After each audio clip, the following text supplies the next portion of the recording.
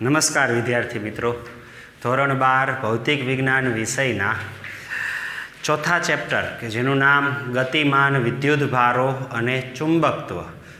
આ ચેપ્ટરના ગયા લેક્ચરની અંદર આપણે એમ્પિયરનો સર્કિટલ નિયમ અને એનો એક ઉપયોગ આપણે ભણ્યા હતા.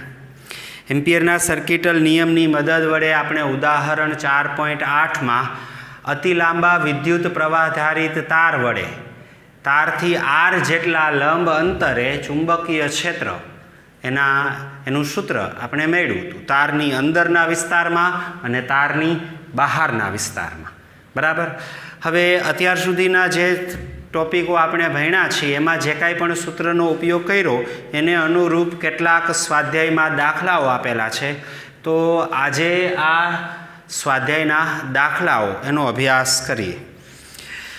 જુઓ, સ્વાધ્યાયમાં દાખલા નંબર 4.1.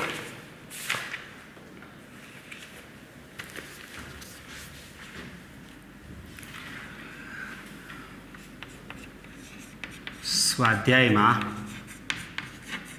દાખલા નંબર 4.1 એની રકમ કંઈક આવી છે.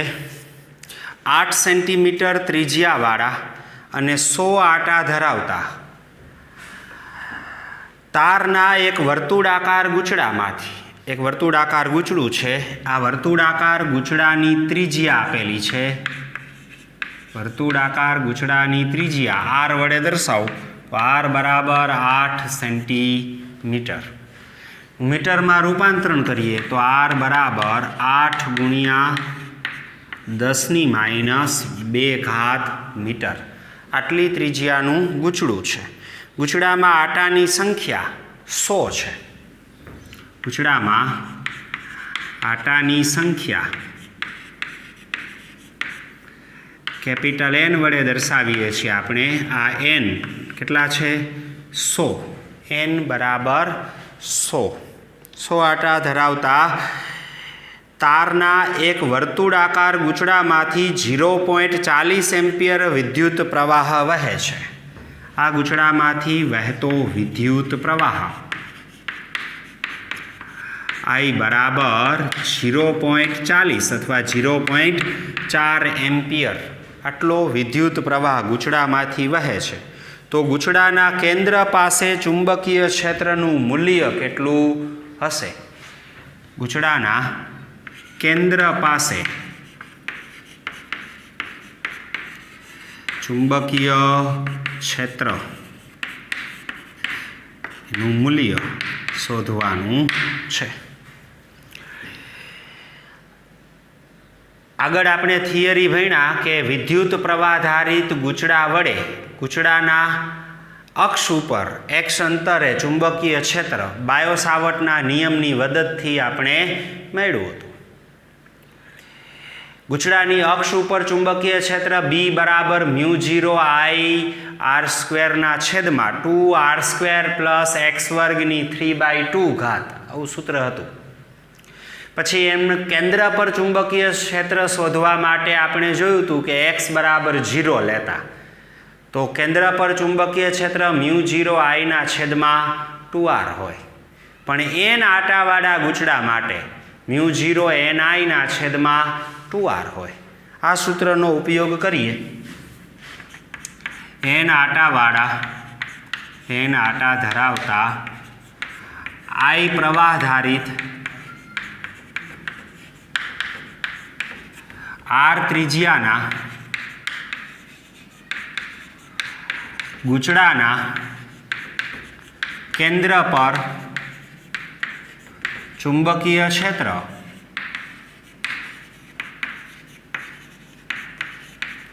B બરાબર μ0NI/2r. એક રિંગ માટે μ0I/2r, પણ n આટાવાળું ગૂંચળું હોય તો ચુંબકીય ક્ષેત્ર n ગણું થઈ જાય એટલે μ0NI/2r. અક્ષ ઉપર કેન્દ્ર પર ચુંબકીય ક્ષેત્ર એનું આ સૂત્ર છે. અહીં μ0 એની કિંમત આપણને ખબર છે 4π × 10⁻⁷. n ગૂંચળામાં આટાની સંખ્યા, i ગૂંચળામાંથી વહેતો વિદ્યુત પ્રવાહ, 2 તો છે જ, r ત્રિજ્યા 8 સેન્ટીમીટર. કિંમત મૂકી સાદું રૂપ આપીએ તો b બરાબર μ0 એટલે 4 પાઈ એટલે 3.14 ગુણ્યા 10⁻7 ઘાત. શૂન્યાવકાશની પરમિએબિલિટી કેટલી કિંમત હોય એની? 4 પાઈ 10⁻7 ટેસ્લા મીટર પર એમ્પિયર.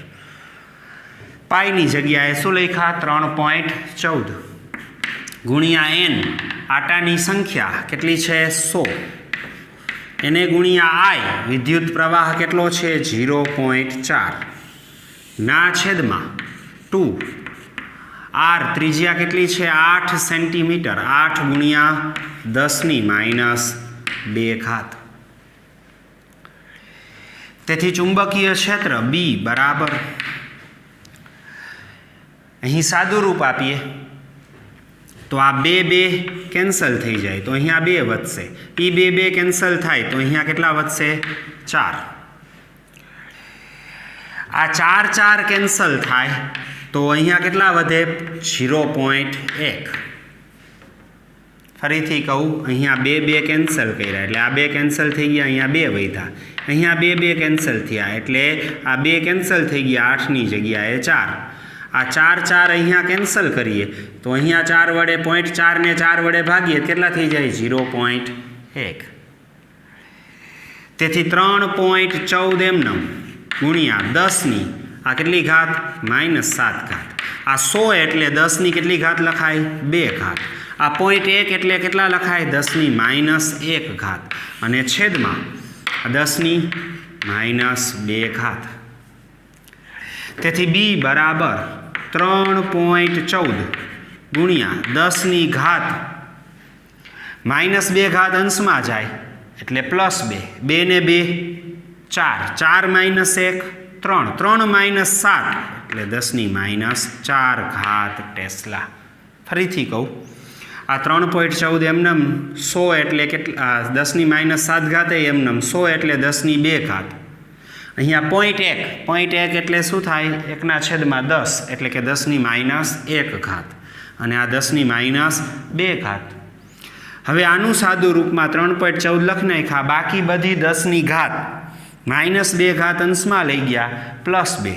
એ 2 ને 2 4. 4 - 1 એટલે 3. 3 - 7 એટલે -4 ઘાત. આટલું ચુંબકીય ક્ષેત્ર આ ગૂંચળાના કેન્દ્ર પર હશે.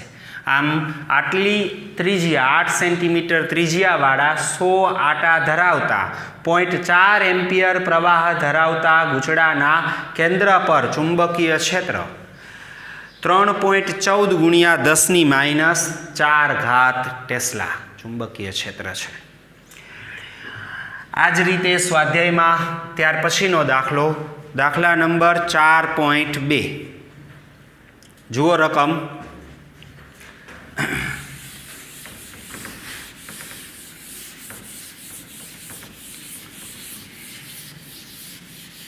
સ્વાધ્યાયમાં દાખલા નંબર 4.2.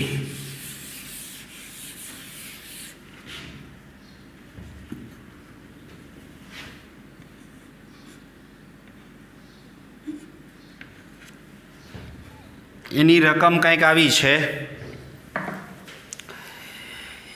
એક લાંબા સીધા તારમાંથી 35 એમ્પિયર પ્રવાહ વહે છે. લાંબો સીધો તાર આપેલો છે, સુરેખ તાર છે. તારમાંથી વહેતો વિદ્યુત પ્રવાહ I બરાબર કેટલા છે? 35 એમ્પિયર વિદ્યુત પ્રવાહ તારમાંથી વહે છે. તારથી 20 સેન્ટીમીટર અંતરે રહેલા કોઈ બિંદુ પાસે તારથી અંતર R બરાબર કેટલું? 20 સેન્ટીમીટર અંતરે રહેલા કોઈ બિંદુ પાસે ચુંબકીય ક્ષેત્રનું મૂલ્ય કેટલું હશે? આટલા અંતરે કોઈ બિંદુ છે, તે બિંદુ પાસે ચુંબકીય ક્ષેત્ર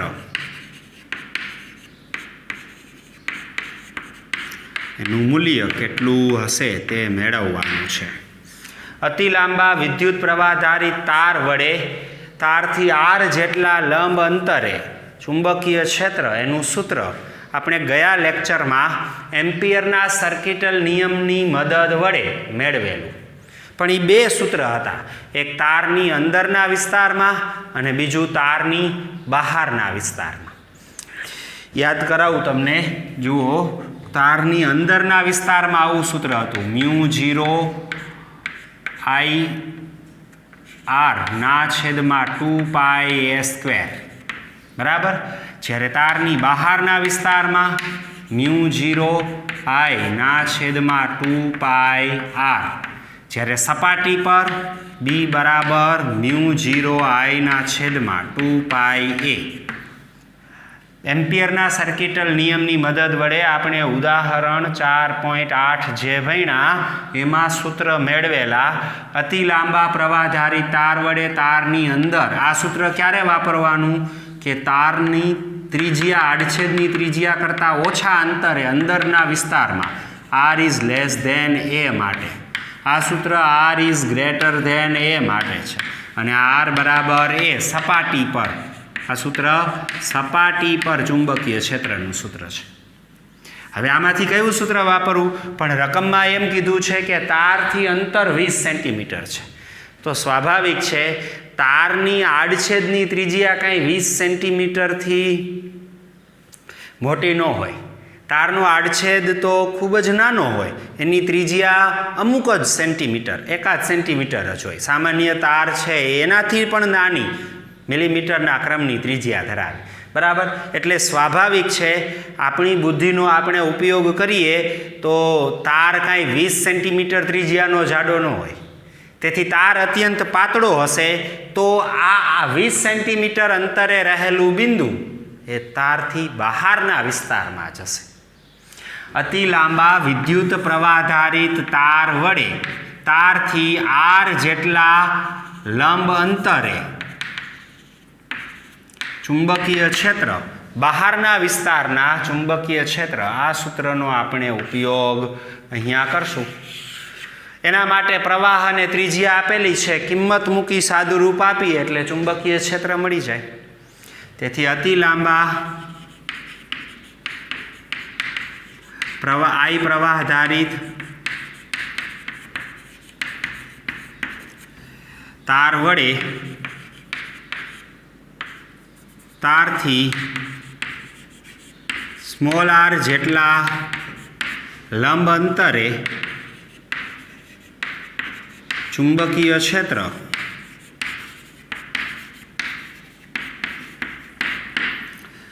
B બરાબર શું સૂત્ર છે? μ0I/2πr.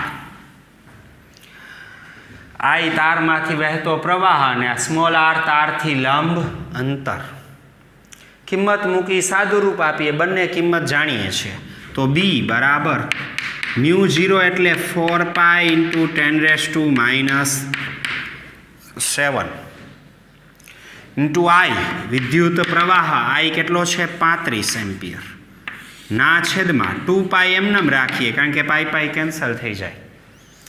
અને r અંતર કેટલું છે? 20 સેન્ટીમીટર. 20 સેન્ટીમીટર.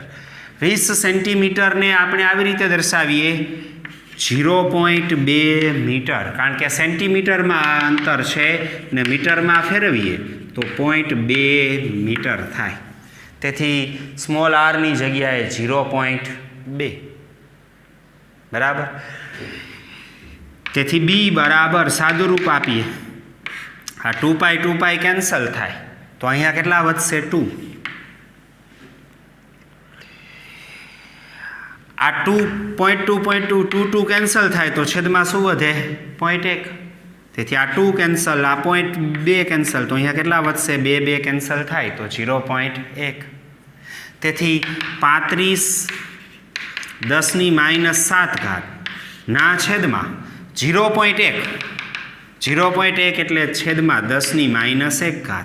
તેથી ચુંબકીય ક્ષેત્ર B બરાબર 35 એને ગુણ્યા 10 માઇનસ 1 અંશમાં જાય એટલે +1 1 - 7 એટલે 10 - 6 ઘાત ટેસ્લા. 1 ઘાત આપી દઉં તો ચુંબકીય ક્ષેત્રનું મૂલ્ય B બરાબર 3.5 ગુણ્યા 10 - 5 ઘાત ટેસ્લા. આમ 35 એમ્પિયર પ્રવાહ ધરાવતા તાર વડે તારથી 20 સેન્ટીમીટર અંતરે ચુંબકીય ક્ષેત્ર 3.5 10 - 5 ઘાત ટેસ્લા હશે. μ0 ની જગ્યાએ 4π10⁻⁷ I 35 2π એમનેમ r કેટલા 20 સેન્ટીમીટર એટલે 0.2 મીટર. 2π કેન્સલ તો અહીંયા 2 વધશે, આ 2 અને આ 0.2 કેન્સલ થાય તો અહીંયા 0.1 વધશે. 35 એમનેમ 10 - 7 ઘાત એમનેમ 0.1 એટલે 10 - 1 ઘાત પણ છેદમાં છે, અંશમાં આવે તો +1 1 - 7 એટલે -6 ઘાત.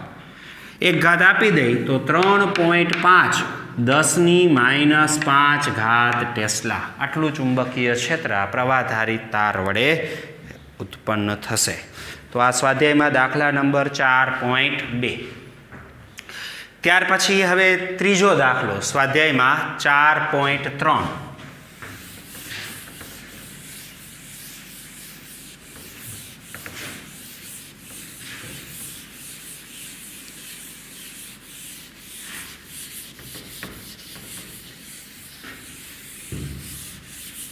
દાખલા નંબર 4.3 જુઓ રકમ.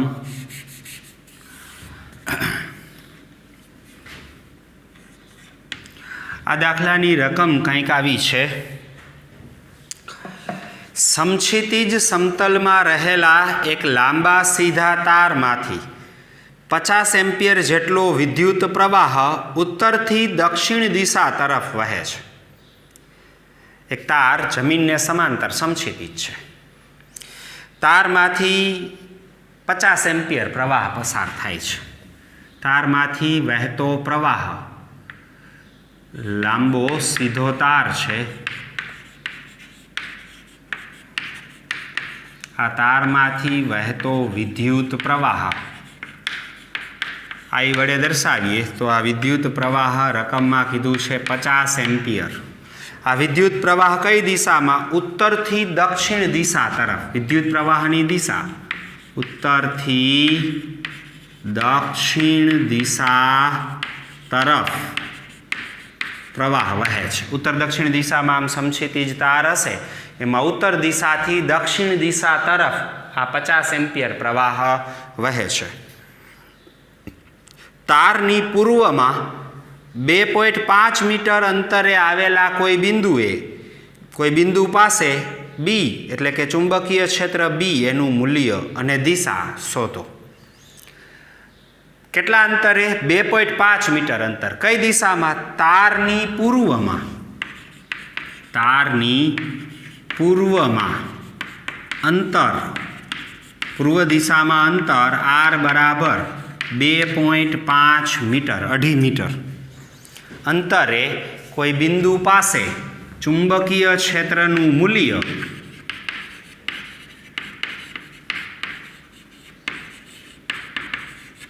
એટલે કે બીનું મૂલ્ય કેટલું અને ચુંબકીય ક્ષેત્રની દિશા કઈ હશે, આ દિશા પણ શોધવાની છે.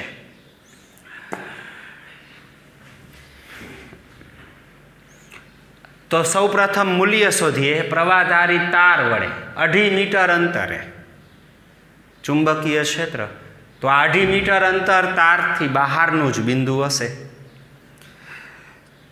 વિદ્યુત પ્રવાહધારી તાર વડે તારથી બહારના વિસ્તારમાં ચુંબકીય ક્ષેત્ર I પ્રવાહધારિત તાર વડે r જેટલા લંબ અંતરે ચુંબકીય ક્ષેત્ર, અતિ મોટા તાર માટે આ ચુંબકીય ક્ષેત્ર B બરાબર એનું મૂલ્ય μ0 I/2πr. હમણાં આપણે 3 સૂત્ર લખ્યા હતા, તારની અંદર, બહાર અને સપાટી ઉપર. બરાબર? તો 2.5 મીટર અંતર છે એટલે સ્વાભાવિક છે કે તારની ત્રિજ્યા 2.5 મીટરથી મોટી ન હોય. એનો અર્થ એવો કે આ બિંદુ છે એ તારની બહાર જ હોય. તાર તો પાતળા હોય. તેથી બહારના વિસ્તારમાં ચુંબકીય ક્ષેત્રના સૂત્રનો આપણે ઉપયોગ કરવાનો. μ0I/2πr. I અને R ખબર છે, કિંમત મૂકી સાદુરૂપ આપો, પરિણામ મળી જાય. તો ચુંબકીય ક્ષેત્રનું મૂલ્ય B બરાબર μ0 એટલે 4π10⁻⁷. μ0 ની કિંમત તમને યાદ જ હોય, 4π × 10⁻⁷ ટેસ્લા મીટર પર એમ્પિયર. I વિદ્યુત પ્રવાહ તારમાંથી 50 એમ્પિયર પ્રવાહ વહે છે, તો ગુણ્યા 50/2π. અને R અંતર કેટલું છે? 2.5 મીટરમાં જ છે. રૂપાંતરણ કરવાની કાંઈ જરૂર નથી. આ 2π કેન્સલ થાય તો અહીંયા કેટલા વધશે? 2. તેથી B બરાબર 2 × 50 એટલે કેટલા? 100 ભાગ્યા આ 2.5 ગુણ્યા 10⁻⁷ એમના 100 ભાગ્યા 2.5 40, લગભગ 40. ગણતરી કરી લઈ કેલ્ક્યુલેટરથી. 100 ભાગ્યા 2.5 40, 10⁻⁷ ટેસ્લા. એક ઘાત આપી દઉં તો ચુંબકીય ક્ષેત્ર 4 × 10⁻⁶ ટેસ્લા. આ પ્રવાહધારિત તાર વડે 50 એમ્પિયર પ્રવાહધારિત તાર વડે 2.5 મીટર અંતરે ચુંબકીય ક્ષેત્ર કેટલું હશે? 4 × 10⁻⁶ ટેસ્લા જેટલું. પણ ખાલી મૂલ્યથી કામ નહીં પતે, કારણ કે અહીં રકમમાં આ ચુંબકીય ક્ષેત્રની દિશા કીધી છે. એના માટે પ્રવાહની દિશા, આ બિંદુ કઈ તરફ છે એ પણ આપેલું છે. તારમાં ઉત્તરથી દક્ષિણ તરફ પ્રવાહ વહે છે. સમજો કે સૌ પ્રથમ આપણે દિશા નક્કી કરી લઈ. ધારો કે આ તરફ ઉત્તર, આ તરફ પાછળ તરફ દક્ષિણ, આ તરફ પૂર્વ અને આ તરફ પશ્ચિમ. ઉત્તર દક્ષિણ દિશામાં ધારો કે આવો એક તાર છે, આવો એક તાર છે. આ તરફ દિશા ઉત્તર, આ તરફ દક્ષિણ. તારની આ બાજુ પૂર્વ અને તારની આ બાજુ તમારી તરફ પશ્ચિમ. આ ઉત્તર દક્ષિણ દિશામાં સમક્ષિતિજ તારમાં ઉત્તરથી દક્ષિણ તરફ પ્રવાહ વહે છે. પ્રવાહ કઈ તરફ છે? ઉત્તરથી દક્ષિણ તરફ. તો ઉત્તરથી દક્ષિણ તરફ જે પ્રવાહ વહે છે એ પ્રવાહ વડે આસપાસ ચુંબકીય ક્ષેત્ર મેળવવાનું છે. ક્યાં ક્ષેત્ર મેળવવાનું? તો તારની પૂર્વમાં. આ ઉત્તર દક્ષિણ આ બાજુ પૂર્વ, તો તારની પૂર્વ એટલે આ તરફ. કેટલા મીટર અંતરે?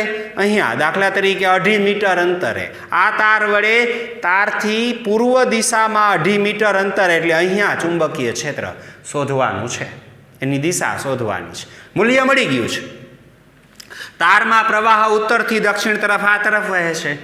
પ્રવાહધારી તાર વડે ઉદ્ભવતું ચુંબકીય ક્ષેત્રની દિશા શોધવા માટે ખાસ મહત્વનું યાદ રાખજો, તારને જમણા હાથ વડે એવી રીતે પકડવાનો કે જેથી અંગૂઠો પ્રવાહની દિશામાં રહે.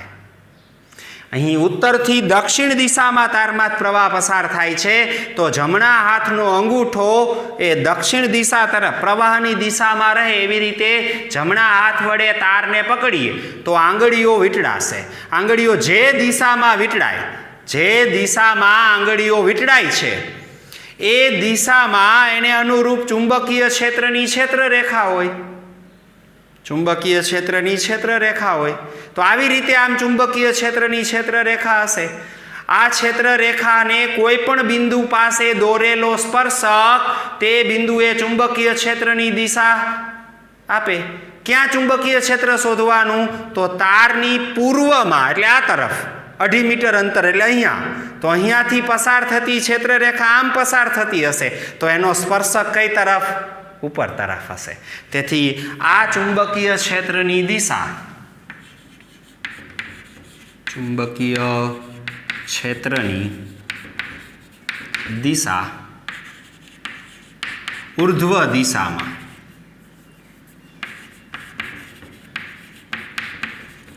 અથવા ઉપર તરફ હશે। આમ ઉત્તરથી દક્ષિણ દિશામાં વહેતા પ્રવાહ માટે જમણા હાથ વડે તારને અંગૂઠો પ્રવાહની દિશામાં રહે એવી રીતે પકડીએ તો આંગળીઓ ક્ષેત્રરેખા બને। ક્ષેત્રરેખાને આપેલા બિંદુએ દોરેલો સ્પર્શક ચુંબકીય ક્ષેત્ર આપે। અહીં બિંદુ ક્યાં હતું? તારથી પૂર્વમાં। આ ઉત્તર દક્ષિણ તો આ બાજુ પૂર્વ એટલે અહીંયા। તો અહીંયા ક્ષેત્રરેખા ને સ્પર્શક ઉપર તરફ, જો અહીંયા કીધું હોત તો સ્પર્શક આ તરફ, અહીંયા કીધું હોત તો સ્પર્શક આ તરફ, અહીંયા કીધું હોત તો સ્પર્શક આ તરફ। તેથી આ પ્રવાહધારિત તારની આસપાસ જે ચુંબકીય ક્ષેત્રની ક્ષેત્રરેખા છે એના વડે અહીંયા ચુંબકીય ક્ષેત્ર એ ક્ષેત્રરેખાને સ્પર્શકની દિશામાં એટલે ઉર્ધ્વ દિશામાં ઉપર તરફ હશે।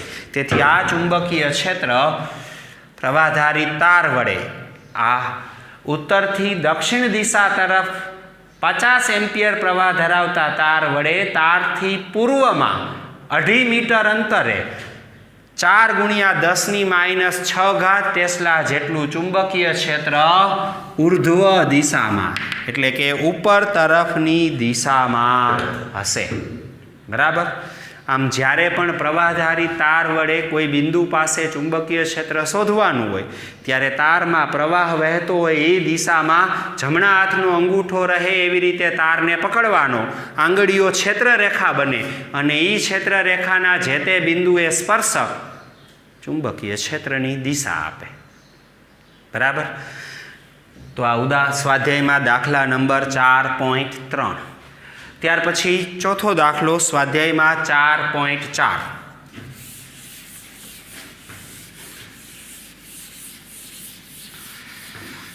જુઓ રકમ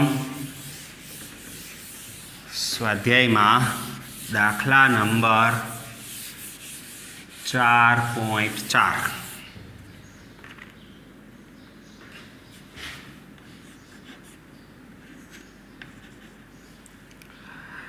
રકમ કંઈક આવી છે।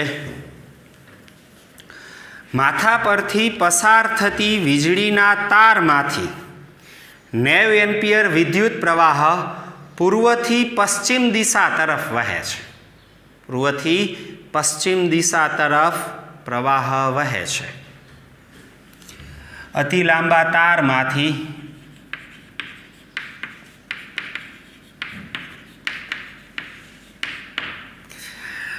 ઘરમાં જે વીજળીનો ઉપયોગ કરીએ છીએ એ વીજળી કેબલ તાર મારફતે આપણા ઘર સુધી પહોંચતી હોય। આ તાર એમાંથી પ્રવાહ પસાર થાય છે। તારમાં વિદ્યુત પ્રવાહ રકમમાં કીધું છે કેટલા એમ્પિયર છે? 90 એમ્પિયર વિદ્યુત પ્રવાહ પસાર થાય છે। કઈ તરફ? પૂર્વથી પશ્ચિમ દિશા તરફ વહે છે। આ વિદ્યુત પ્રવાહની દિશા પૂર્વથી પશ્ચિમ દિશામાં પ્રવાહ વહે છે। એટલે તાર પૂર્વ પશ્ચિમ રાખેલો હશે, પૂર્વથી પશ્ચિમ દિશા તરફ તારમાં પ્રવાહ પસાર થાય છે। તો પ્રશ્ન છે આ તારથી 1.5 મીટર નીચે, તારથી કઈ તરફ? નીચે તરફ। તારથી નીચે તરફ અંતર કેટલું અંતર? 1.5 મીટર અંતરે, તારથી 1.5 મીટર અંતરે નીચે ચુંબકીય ક્ષેત્રનું મૂલ્ય અને દિશા શોધો। ચુંબકીય ક્ષેત્રનું મૂલ્ય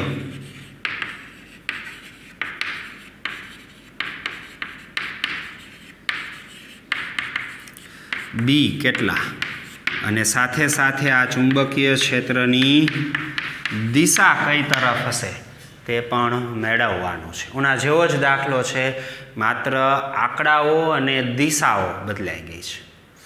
તો સૌપ્રથમ મૂલ્ય મેળવીએ। અતિ લાંબા પ્રવાહધારિત તાર વડે, અતિ લાંબા આઈ પ્રવાહધારિત તાર વડે સ્મોલ આર જેટલા લંબ અંતરે ચુંબકીય ક્ષેત્ર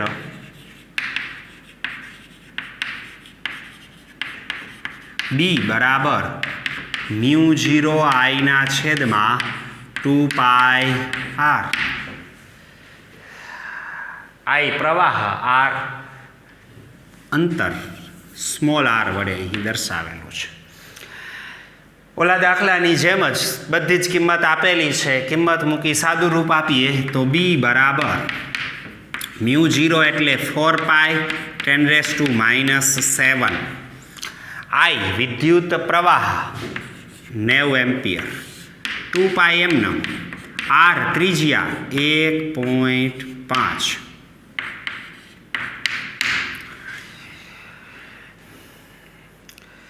ટુ પાઈ કેન્સલ થાય તો અહીંયા કેટલા વધશે? 2. તો આ 2 ગુણ્યા 90 અને 10⁻⁷ એમનો છેદમાં 1.5. 1.5 3/2 લખાય, 3ના અડધા એટલે 1.5 થાય ને. તો 1.5ની જગ્યાએ 3/2 છેદનો છેદ અંશમાં, તો એને ગુણ્યા 2 બરાબર. આ 3 કેન્સલ થાય તો અહીંયા કેટલા થઈ જાય? 30. તો 3 ગુણ્યા 2 6 ગુણ્યા 2 12 એટલે 120. 30 ગુણ્યા 2 60 ગુણ્યા 2 120 ગુણ્યા 10⁻⁷ ટેસ્લા. ફરીથી કહું, μ0 4π 10⁻⁷, પ્રવાહ આઈ 90 એમ્પિયર, 2π એમનમ, આર અંતરે 1.5 મીટર 1.5 મીટર. 2π કેન્સલ એટલે આ 2, 90 એમનમ, 10⁻⁷ એમનમ, 1.5 એટલે 3/2 છેદનો છેદ અંશમાં 2. આ 90/30 એટલે 90/3 એટલે 30. 30 ગુણ્યા 2 60 ગુણ્યા 2 120 10⁻⁷. 2 ઘાત હજી આપી દઈ, કારણ કે દાખલાનો જવાબ જનરલી લખતી વખતે આપણે પહેલા આંકડા પછી પોઈન્ટ રાખીએ. તો 2 ઘાત આપી દઉં તો 1.2 ગુણ્યા 10⁻⁵ ટેસ્લા. આટલા મૂલ્યનું ચુંબકીય ક્ષેત્ર તારથી 90 એમ્પિયર પ્રવાહ ધરાવતા તારથી 1.5 મીટર અંતરે આટલું ચુંબકીય ક્ષેત્ર હશે. હવે વાત છે એની દિશા. તાર પૂર્વ પશ્ચિમ દિશામાં છે. તો ફરીથી ધારો કે આ તરફ ઉત્તર દિશા, આ તરફ દક્ષિણ દિશા, આ તરફ પૂર્વ અને આ તરફ પશ્ચિમ. તો તારમાં પૂર્વથી પશ્ચિમ દિશા તરફ આમ પ્રવાહ વહે છે. પૂર્વથી પશ્ચિમ તરફ તારમાં પ્રવાહ વહે છે. સમજો કે આ એક વિદ્યુત પ્રવાહધારિત તાર છે. આપણા માટે દિશા નક્કી કરીએ, ઉત્તર, પાછળ તરફ દક્ષિણ, આ તરફ પૂર્વ, આ તરફ પશ્ચિમ. તારમાં પ્રવાહ પૂર્વથી પશ્ચિમ તરફ, એટલે આ બાજુથી આવતો પ્રવાહ આમ વહે છે. આ સમક્ષિતિજ તાર માથા ઉપરથી પસાર થાય એ તાર એ પૂર્વથી પશ્ચિમ દિશામાં પ્રવાહ વહે છે. તો જે તરફ પ્રવાહ વહે એ તરફ જમણા હાથનો અંગૂઠો રહે એવી રીતે તારને પકડવાનો. તો આંગળીઓ એની આસપાસ વીંટળાશે. આ આંગળીઓ ચુંબકીય ક્ષેત્રની ક્ષેત્ર રેખાઓ સૂચવશે.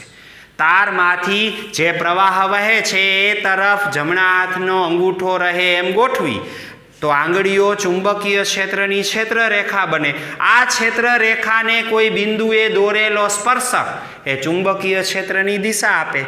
તો ક્યાં ક્ષેત્ર શોધવાનું? તારથી નીચે તરફ. તારથી નીચે તરફ કેટલા અંતરે? 1.5 મીટર અંતરે. તો આ તારથી નીચેના ભાગમાં આ બિંદુ એ ચુંબકીય ક્ષેત્ર રેખા આમ છે.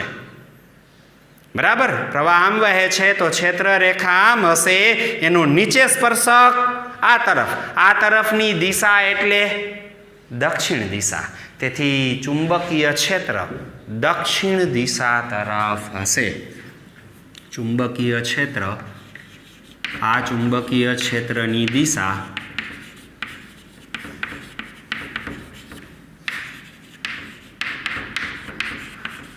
દક્ષિણ દિશા તરફ હશે. ફરીથી એકવાર કહી દઉં કે અહીંયા આપણને પૂર્વથી પશ્ચિમ તરફ આમ પ્રવાહ વહેતો હતો. પૂર્વથી પશ્ચિમ તરફની દિશામાં જમણા હાથનો અંગૂઠો રહે એવી રીતે તારને પકડીએ તો આમ આંગળીઓ વીંટળાય. જો ચુંબકીય ક્ષેત્ર અહીંયા ઉપર પૂછ્યું હોત ને તો આમ પણ કીધું નીચે, તારથી નીચે, તો અહીંયા ચુંબકીય ક્ષેત્ર, આ ક્ષેત્ર રેખાનો અહીંયા સ્પર્શક આ તરફ હોય. આ તરફની દિશા એટલે દક્ષિણ દિશા, ઉત્તર, દક્ષિણ, પૂર્વ અને પશ્ચિમ. તો દક્ષિણ દિશામાં આ ચુંબકીય ક્ષેત્ર હશે. બરાબર. તો આ રીતે કોઈ પણ પ્રવાહધારિત તાર વડે તારની આસપાસ ચુંબકીય ક્ષેત્ર એની દિશા શોધવા માટે તારને જમણા હાથ વડે એવી રીતે પકડવાનો કે જેથી અંગૂઠો તારના પ્રવાહની દિશામાં રહે, તો આંગળીઓ ચુંબકીય ક્ષેત્રની ક્ષેત્રરેખાઓ બને અને આ ક્ષેત્રરેખાઓને કોઈ બિંદુએ દોરેલો સ્પર્શક ચુંબકીય ક્ષેત્રની દિશા દર્શાવે. બરાબર. તો આ સ્વાધ્યાયમાં દાખલા નંબર 4.4, આ 4 દાખલાઓ આજે રાખી. બરાબર. અહીંયા સુધી સ્વાધ્યાયમાં 4.1, 4.2, 4.3 ને 4.4 સાવ સિમ્પલ દાખલાઓ છે. મહત્વ દિશાઓનું છે. બરાબર. ખાસ ધ્યાન રાખજો, ગણજો, ન સમજાય ત્યાં કહેજો. બરાબર. સારું. તો વિદ્યાર્થી મિત્રો આજે અહીંયા સુધી રાખીએ. નમસ્કાર.